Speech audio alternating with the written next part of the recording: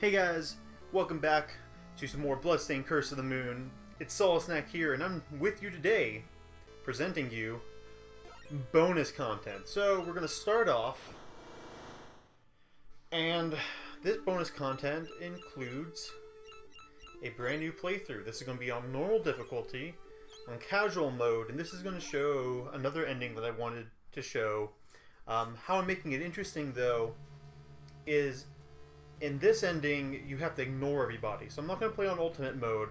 I'm going to be playing with Zangetsu with no power-ups the entire time. This is the most difficult possible playthrough due to the lack of moveset you have, and the bosses aren't at their, higher level of difficulty, but the world is at its highest level of difficulty with the lack of shortcuts you can take. So, back again with some Moonlight Temptation.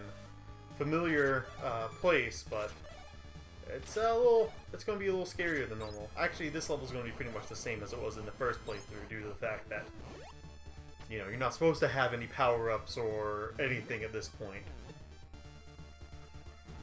So it's not supposed to be challenging yourself. You're just supposed to be having a good old time with your friends in Getsu and going where the world decides to take you. However, you can leave me alone. I want that bag. Lives are important here. Wait, am I playing on casual difficulty? That's an issue. Alright. Well, I was doing such a spicy job too. Okay, well, exit game. Who the hell plays on casual? Jesus. And I'm just, if you play on casual, that's fine. I'm just making fun of myself. Because this is supposed to be a challenge run through. This is supposed to make me cry on the inside. What a silly little mistake. I'll keep it in though. Sometimes you just gotta, let your mistakes be shown to the world so people can see you as the failure you truly are.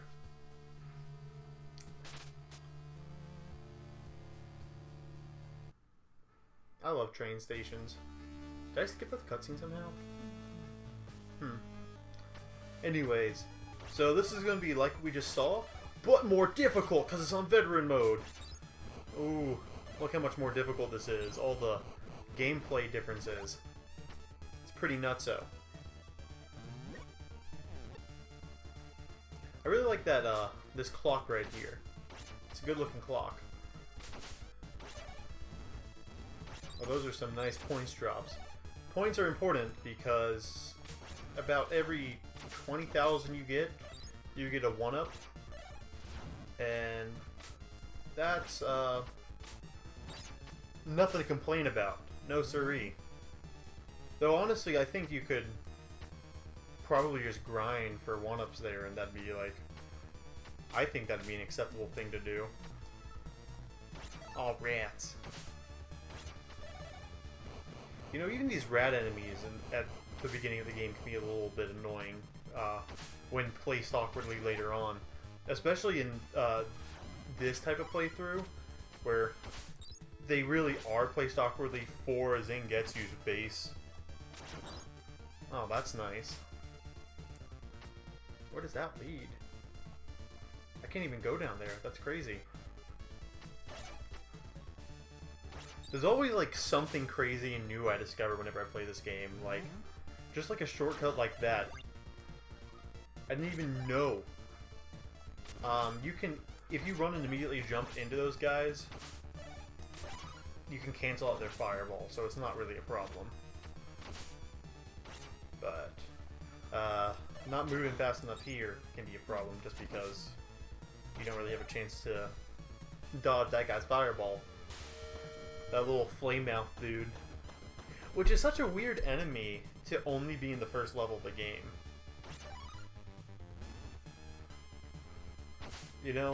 It seems like those could have been placed in pretty interesting ways throughout the game, but it just, wasn't. I don't even know why I'm trying to break down the chandelier. It's not that great of a, I don't know, tactic. And I wasn't, I'm using my weapon power more than I normally have been, but that's because I'm kind of like, well, just more confident in how much the game will give me. Like, it does give you a lot of weapon power. You don't have to necessarily be sparingly with it. Be sparingly, that's not correct grammar. You don't have to use it sparingly. That's, you know, what a normal person would say. So I do want that. Don't want you to die. Good. Cena still at 20.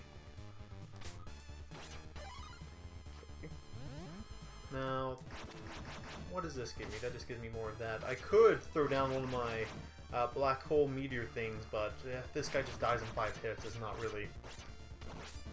It's not difficult to time or do. I play around with, you know, using either the whip or the black hole against this boss. Both have their different uses. I don't remember what I've shown before, but I'm going to stick with the black hole for right now.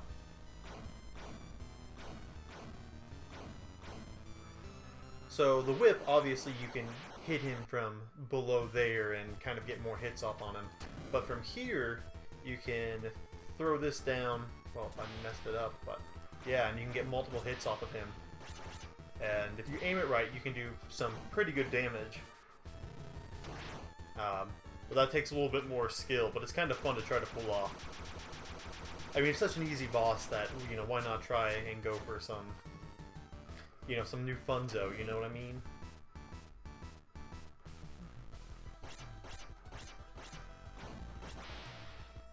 Yeah, there we go. That's what I'm looking for. There's really not much more to say about this fight. It's not really special in any way, so I think someone in my household has arrived home. It's either my mother or my sister. So, who wants to make a guess? Place your bets now! Oh my god, it was my mother. Hi, Mom. You want to say hi to people? No, you don't? You're too shy? Okay. Well, that was a fun interaction. And we're moving on! So, you know, in the past, we made a lot of friends, we killed a lot of what could be friends, but now we're just going to give people the cold shoulder. You're not worth my time.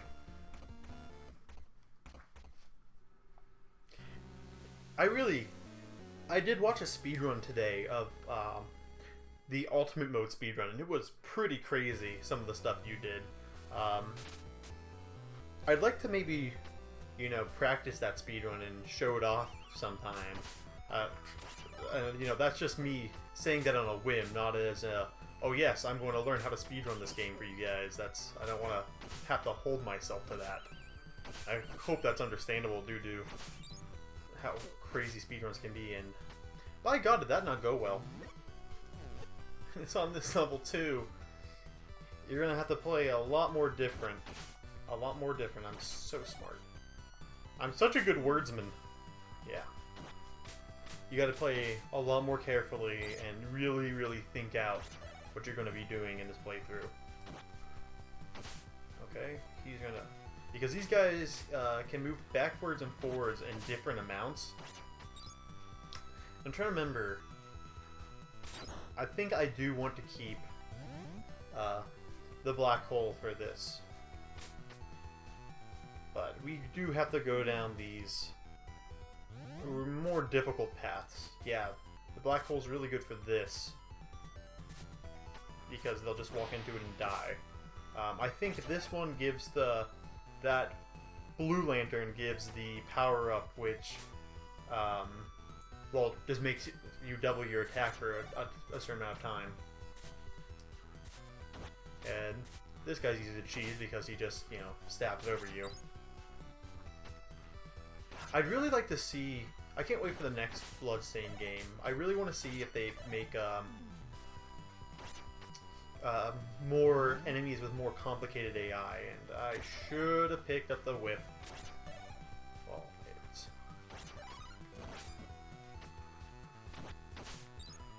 there was both reasons to do so and not to do so. I think the whip does twice the damage of the sword normally, from what I've noticed. So I think, oh, I don't have to go back up and get it. I have it. I was doing this practice run yesterday, and it was rough. Come on. That's fine.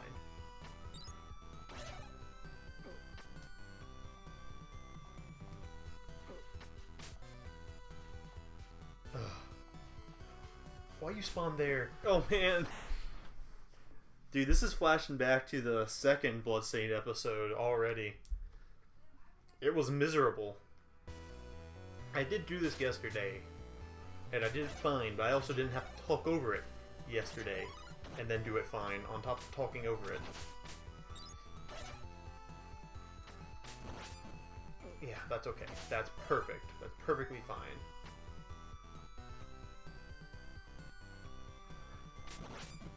Oh, come on. That's a smart strategy.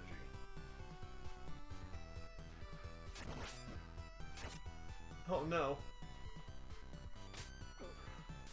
Okay, I figured it out, because I'm pretty sure I can hit that guy with the whip, and it will one-shot him. So I have 2 more chances, and then... Ugh.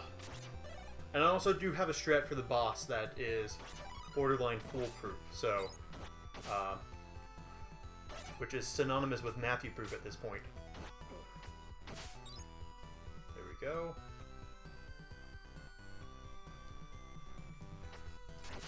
Perfect. Beautimus. My body is so tense right now. That did not make me happy. Now, this room can also be a rude boy. So you really want to make sure that you do take care of the bats.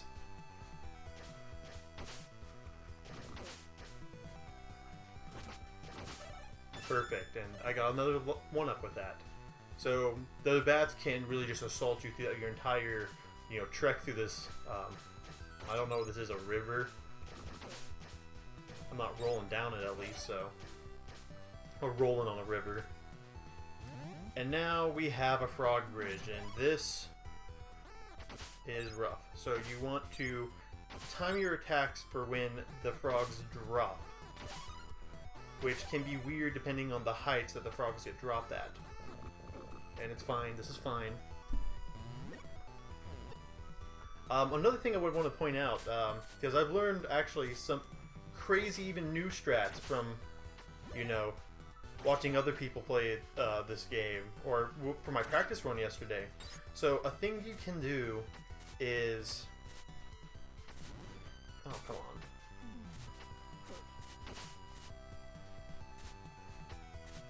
A thing you can do to deal with frog bridge areas, or any areas with frogs, is the Alchemist Fire Circle, which has a lot more uses than I originally thought. It completely shields you from pretty much any projectile, which is absolutely nuts. On top of it, including like the final area. I'll show the example of what I'm talking about, because it's not really, a good explanation without the context. Yeah, that's not going to help, so gotta have to time and jump over these arrows. This is good. Okay. Yep, that was some good timing there, so I do really want that. That is a super good for the upcoming boss. Well, that was disappointing.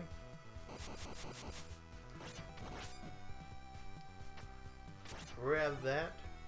Also, when you're playing on ultimate mode, when you slide under here and get this, you can double jump out of there to get out of there faster as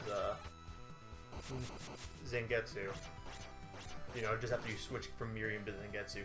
There's another thing I'd like to show later with an alternate way to get a power-up, which I hope works.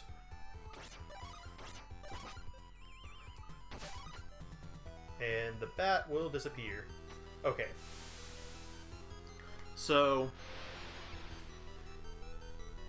I really got this strat down, I think. Using the black hole is just the way to go. Though I'm not going to get a chance to go up there and really mess with her. Oh, that really messed up my timing. 2, 3, and then out and jump. Alright, come on, ma'am. We got things to do. I got... And how many jumps can I get? There, 3. And throw this down there. And she'll run into it. It'll kill lots of the bubbles. And... you know, it just stalls her there for a good while. It's such a useful move in this fight. Not if you jump into her, though. You know, you gotta take into account not being stupid. Which is generally a strategy I try not to do. And perfect. You know, after freaking episode 2, I think that went really well. Beautiful. And that was level 2, and it went a lot better than it had any right to. A lot better. See, I'm getting better at this game. Alright, now we got the old man, who I always keep forgetting his name. It's Alfred, by the way. You know, generic old man named 23. And with that, we're moving on! So, if you liked what you saw, like, comment, and subscribe, and I'll see you guys next time for the next level or 2, depending on how much difficulty it gives me, of Bloodstained Curse of the Moon. Peace out.